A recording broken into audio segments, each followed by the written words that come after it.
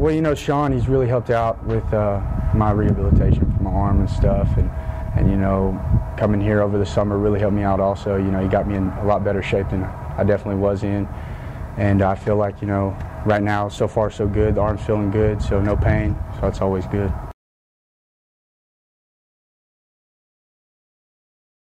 Well, you know, like you said, whenever I came here, I'd heard about how many guys he's gotten back healthy.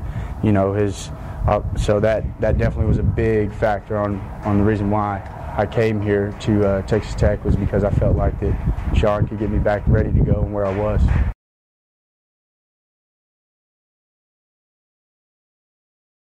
Well, going JUCO definitely was a need.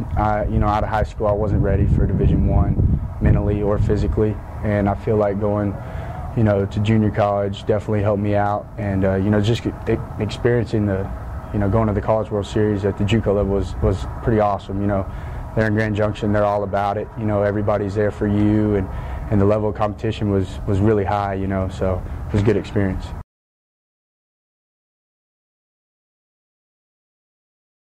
Pitching wise, I'd say the one who's impressed me the most is Shane Broyles, my roommate. He, you know, he's came out. He's been pretty much lights out every time, throwing a lot of strikes.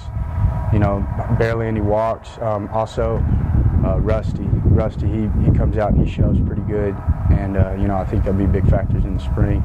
And hitting wise, I'd have to say probably Brannon Moore. He, you know, every time I look out there, he's on base somehow, some way, whether that's getting hit by the ball or, you know, putting one through the gap. And also Bear Barnes, just because, I mean, you know, he's got a lot of pop and he can hit the ball pretty far.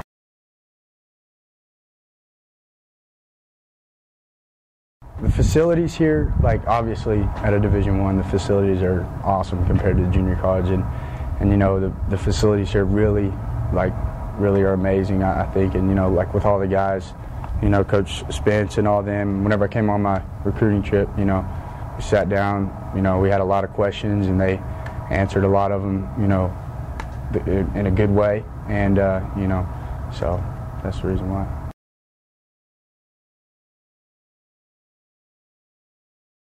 You know, Brannon is recovering from a Tommy John. He's been doing his rehab work and throwing his pins and getting himself into pitching shape. He's a great kid. He's a great competitor.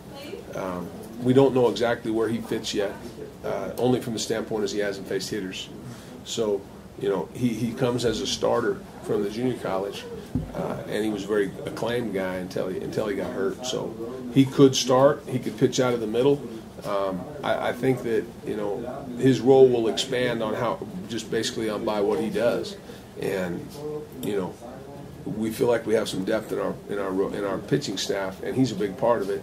And how fast he comes and how fast he gets healthy and back to his A game will determine how many innings he pitches. And I think he could be a guy that just has a big chunk of innings for us. And but like I said, you know, the things he brings are some experience, and he's big, and he's very competitive. So he's shown that just in the bullpens that he's very competitive, and you know, we're excited about him.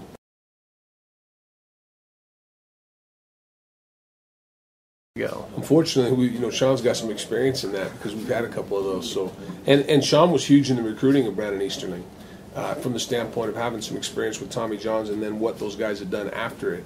You know, when you start talking about Ramos, was a prime example about having a Tommy John here and then being as good as he was for us after that, and then down the road, just the arm care for our pitchers has been outstanding and led by Sean. So Sean was huge in recruiting Easterling. I mean, his folks really did a lot of homework on that, because he made his decision to come to Tech obviously after he was hurt, and there was some other programs in the mix, quite a few of them, and he chose Tech based on a lot of it, based on how Sean has responded to those elbow injuries.